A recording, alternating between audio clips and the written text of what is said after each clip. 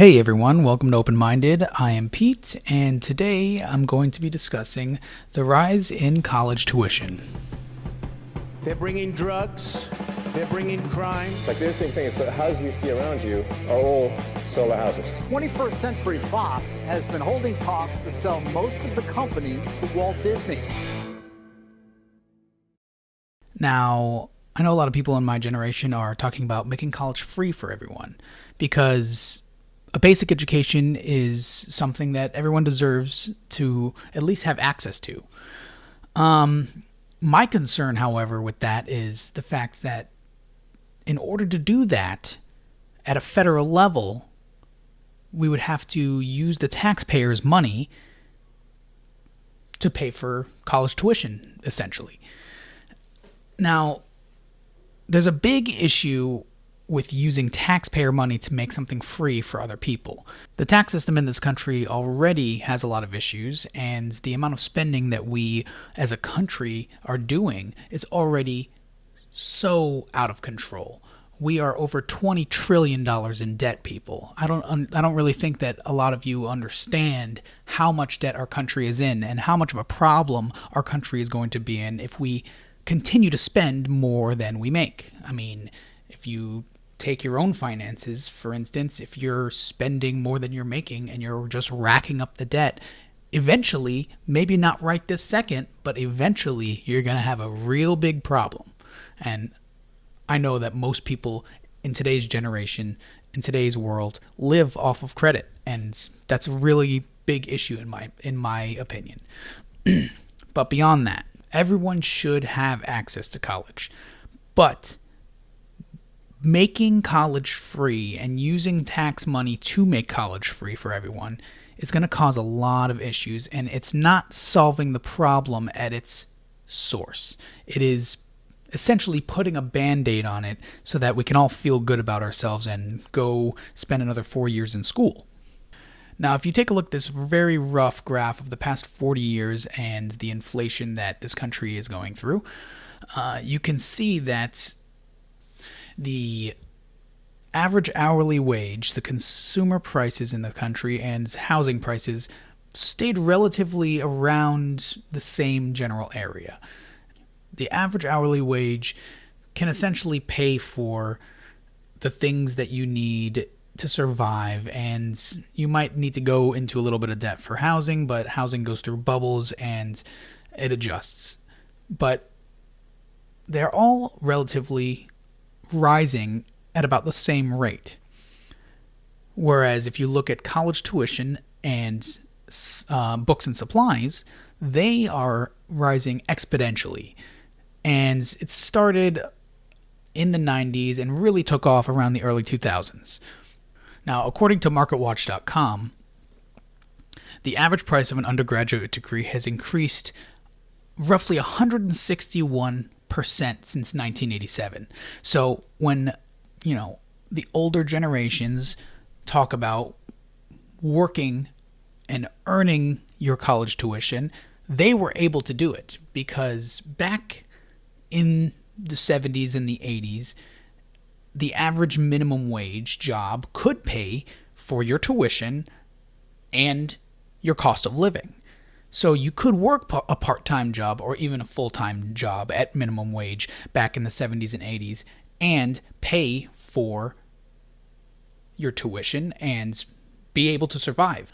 Now, the first school that I attended was the University of Central Florida. And as you can see here, the 4-year price for the University of Central Florida, including tuitions, fees, and housing, has seen an 87% increase between 1987 and 2016. So if you attended University of Central Florida in 1987, you were spending an average of $33,000 for your 4-year degree, and in 2016, you would have been spending about $61,000. Below that, you can see that a student making a part-time minimum wage salary could pay over 100% of the University of Central Florida's costs in 1987. So if you did work at that part-time minimum wage job, you could pay for your tuition, your fees, your books, and your housing back in the early to mid 80s. Nowadays, if you worked the same part-time minimum wage job, you would only be able to pay for 68% of those fees. Now, this is in Central Florida, where I'm from, and where I attended for about 3 years. Now I live in Southern California, and I'm planning on attending the University of California in San Diego. So, just to be fair, let's take a look at the increases on the other side of the country. As you can see here, the increases are pretty similar. And to begin with, Southern California is more expensive than Florida and most other places in the United States, but the increase has been approximately the same. So in 1987, the average cost for a 4-year degree from UCSD was $55,000, and in 2016, it has risen by 90% and would cost you $104,000. A student making a part-time minimum wage salary could pay for 63.9% of the University of California's cost in 1987, while the equivalent job would only cover 40% in 2016.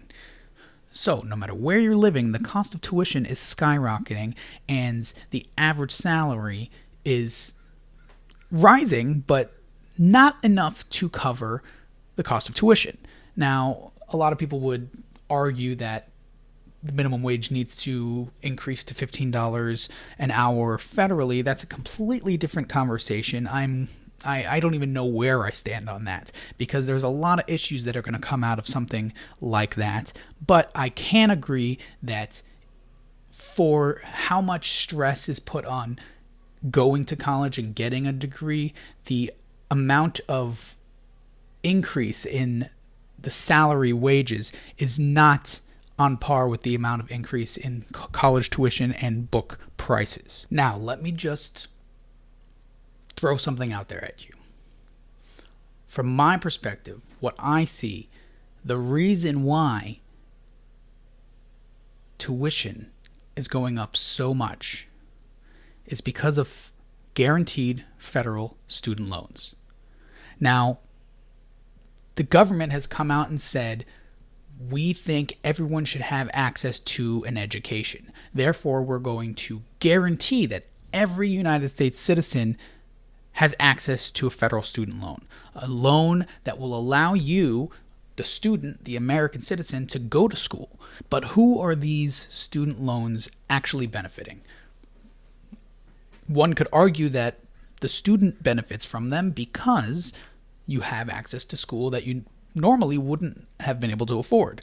But as you can see from what we just discussed, 30 to 40 years ago, you wouldn't have even needed that loan in order to afford college. You could have just worked a part-time job or a full-time job and gone to college in your free time and been able to support yourself and survive no matter where you lived.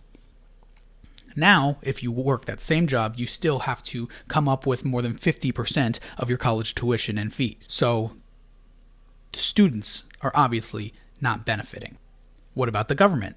The government seems to be benefiting from this, even though they're going in debt because they're giving the students money over the next 30 to 40 to 50 years. Those students are paying those loans back with interest. Therefore, the government is getting their money back with interest. So the government seems to be benefiting from giving out these student loans. Now, what about the universities?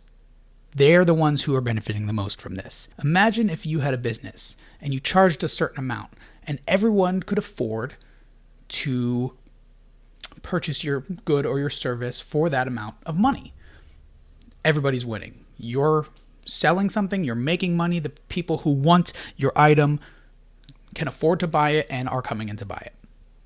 Now imagine the government steps in and says, well, for those of you who can't afford this basic good or service, we will guarantee everyone can get loans, unlimited amounts of loans, in order to pay for this good or service. You, as a business owner, would see that as an opportunity and possibly raise your prices because you know that now everyone can afford it, but if you raise your prices, the people who can't afford it will still buy your product or your service because they're guaranteed to get a loan.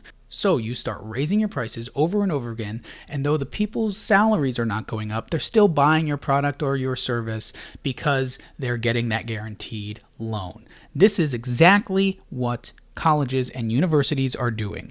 They see the climate of this country. They know that in order to get a really well-paying job, you basically need a bachelor's degree nowadays, at least, if not a master's degree or a doctorate degree. It significantly increases your chances. And not to say that you can't be successful without those things, because you definitely can, but if you go on any type of job service website or job listing website and you see what they're asking for, majority of them are requiring bachelor's degrees, even though they're only offering the same amount of money as a lot of other technical jobs that don't require any type of degree. These colleges and universities see that the government are guaranteeing student loans to all citizens. So they're just rising their prices. They're driving them through the roof, and they're using the money that they're getting basically from the government in order to make these schools more prestigious. They're building new gyms. They're building new libraries. Even community colleges are doing this, and their prices are going up as well. Even though they're more affordable than universities, they're still doing the same thing. Just take a look around. Any college or community college or university that you look at is most likely under construction because they're getting so much money from these federal student loans. And the only people that seem to be not benefiting from this are us, the students, the citizens of this country. So I think personally, the way to solve this problem is to get rid of those federal student loans. Those guaranteed federal student loans that everyone thinks are so great seem to be hurting us more than helping us. I don't think making college free is going to solve the problem. I think it might possibly cause more problems if we try to do that. But if we get rid of these student loans, it's going to get worse before it gets better, people. No one will be able to afford these outrageous tuitions. And college attendance is going to drop significantly because nobody can afford these student fees and tuitions.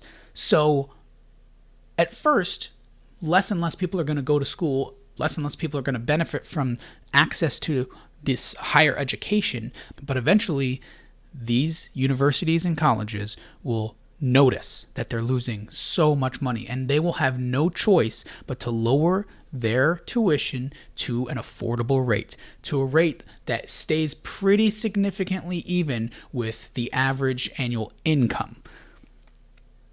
Now, I don't know if this is going to solve all of the problems, but logically, when I look at all of the issues that are going on, this solution makes the most sense to me. Now, this show's called Open Minded, so I'm just having this crazy open conversation about this issue that I see with our country. If you disagree with me, please let me know. Give me your input. Email me at openmindedepisodes@gmail.com or leave a comment down below. If you agree with me, please also email or leave a comment. Leave a thumbs up, subscribe, all that junk that you hear at the end of these videos and podcasts. I'm going to say it too. Thank you so much for listening to me rant for about 15 minutes. This has been Open Minded, and we'll see you next time.